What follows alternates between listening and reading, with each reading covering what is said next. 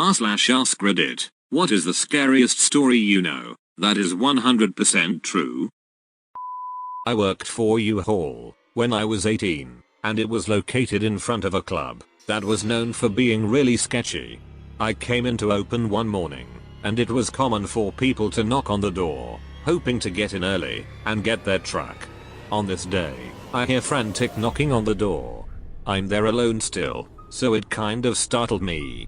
I look and there's a woman, completely naked, covered in what looks like blood. I called the cops and grabbed one of the moving blankets and went outside to cover her up. She smelled really bad and was a mess. Ended up being blood and her own feces she was covered in. Found out later she was drugged at the club that night, or early morning, raped, and left blacked out in the alley.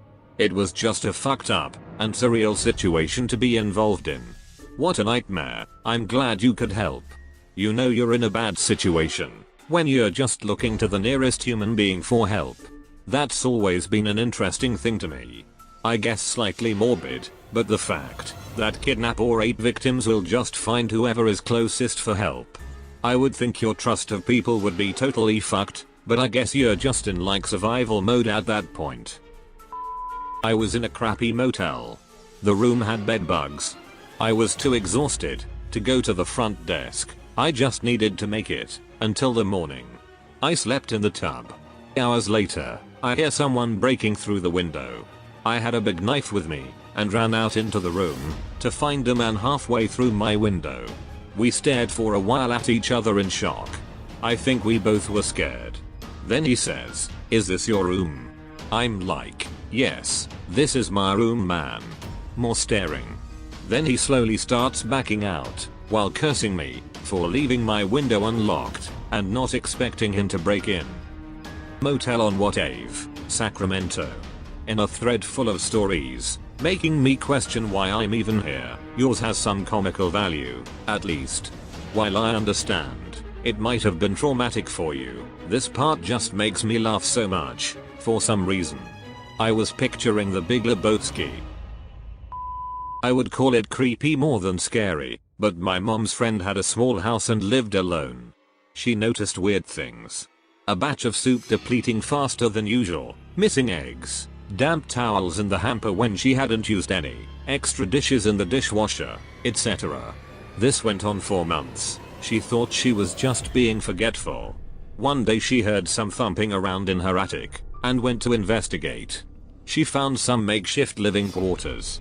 Small radio, hot plate, sleeping bag, pillow, food wrappers, etc. She called the cops who came to keep an eye on the place.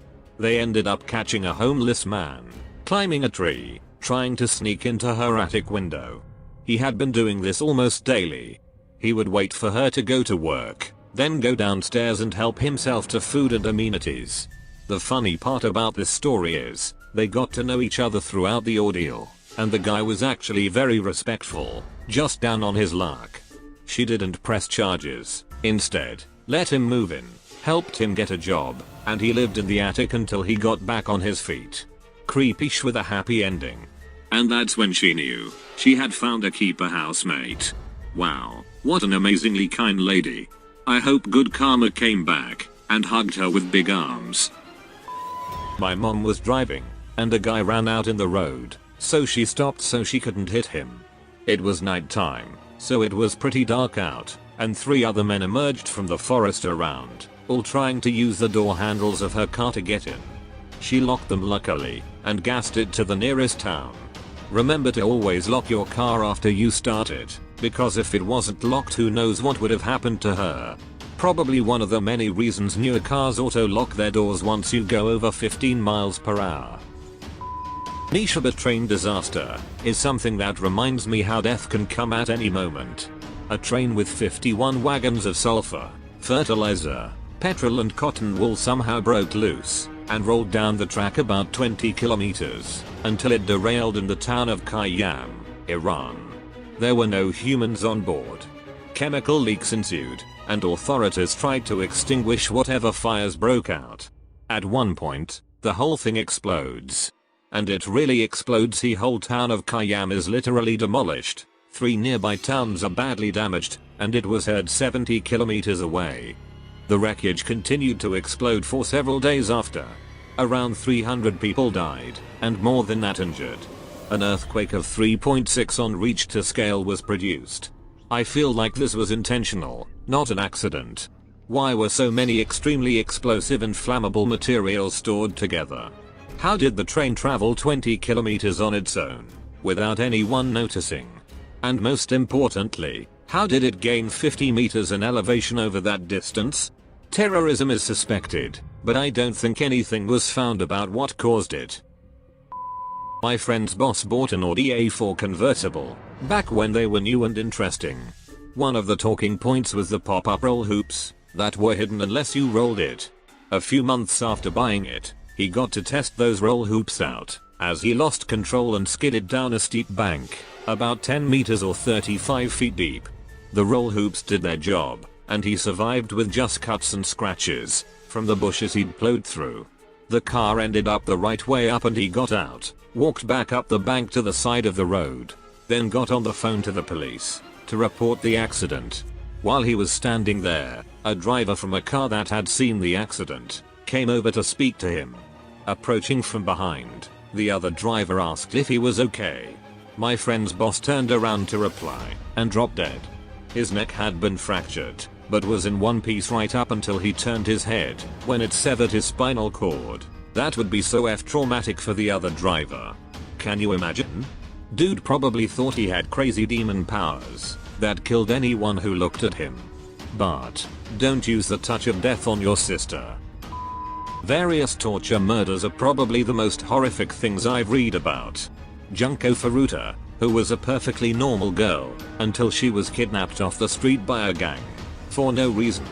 Purely wrong place, wrong time, according to Japanese sources, and unimaginably raped and tortured to death over 44 days.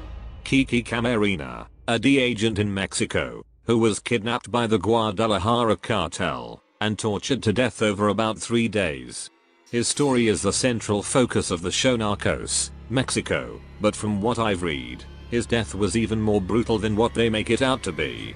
A detail consistent in both is that they brought in a doctor to revive him numerous times when he got too close to death and keep him conscious so he couldn't pass out from the pain. Kellyanne Bates, who was groomed from a young age by a scumbag who eventually killed her slowly over the course of about a month in their apartment. Her injuries were so horrific, the jury at the guy's trial had to get counseling. For example, her eyes were missing and there were stab wounds in the sockets. Sylvia Likens, whose parents left her in the care of a woman who both personally and with the help of her children and their friends degraded, tortured, and killed over several months. The Hello Kitty murder in China, where a man and his about 13-year-old girlfriend kidnapped a prostitute who had supposedly stolen from him, even though sources say she had paid him back with interest, tortured her to death, and then stuffed her corpse into a Hello Kitty toy.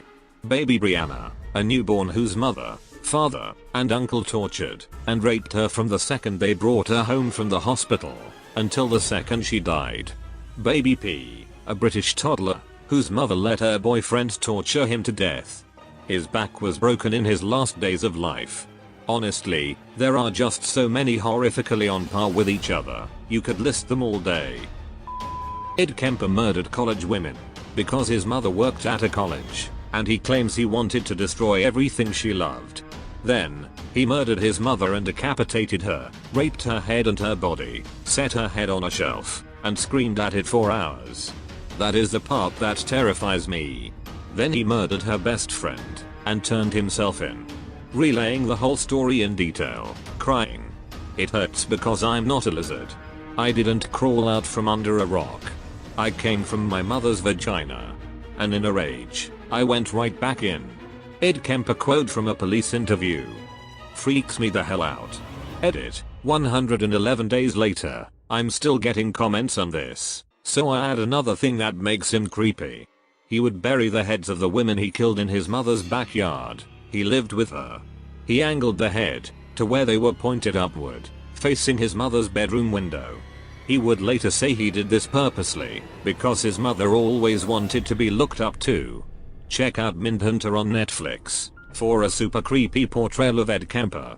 That actor gives me chills and an impending sense of dread when he is on the screen. When my aunt was about 16, she was working at a grocery store and had a boss in his mid-20s. One day, he called the house and was begging her to sneak out and hang out with him. She was considering it because it was her boss and she didn't want to say no. My mom, who is 2 years younger than her, always gets these incredibly spot on gut feelings. She had one that night and begged my aunt not to go out with him. Thankfully she listened to my mom and told him no, which made him really angry. He ended up going out that night and meeting another girl. He took her out to some cliffs and raped her and pushed her off. Somehow, she lived through this and was able to get him sent to prison. I feel so sorry for that girl and so thankful for my mom and her gut feelings. Always trust your gut. So, a 20-something man wanted a 16-year-old girl, also known as a minor, who was also one of his employees, to sneak out and hang out with him? I'd say no gut feelings required for that one. Dude is a creeper. Good job that your mom warned her sister. Smart girl. Not as scary as some of the stories here, but I was pretty horrified when my dad told me the story. There are some really big houses in the woods in my hometown. One of the owners went out drinking with his buddies and realized he forgot the key to the gate when he got home. So he decided to just climb the gate. While climbing, in his drunken state, he slips and his leg gets pierced by one of the spikes on the gate. He was hanging there, but too afraid to call for his wife. Since he was sure she would just open the automatic gate from inside the house, and since it was one of those gates that slides to the side, it would just rip his leg off if she did. He was hanging there the entire night until his wife woke up, saw him, and called the fire department. My dad, who is one of the firefighters that showed up, said they had to saw off the spike to get him off. Just imagine hanging from your own gate all night, not being able to call for help. I live in a small city in the Rust Belt. A few years ago, I decided to take a ghost walk tour around downtown. It was morbid, but really interesting from a historical standpoint. One of the stops was in front of an old row house that had long been converted into offices. There was an old iron fence in front of the building.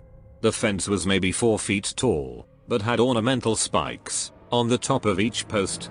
The tour guide pointed to 3 of the spikes that were missing and said that after a window washer had fallen, they couldn't get his body off the fence without sawing off the spikes.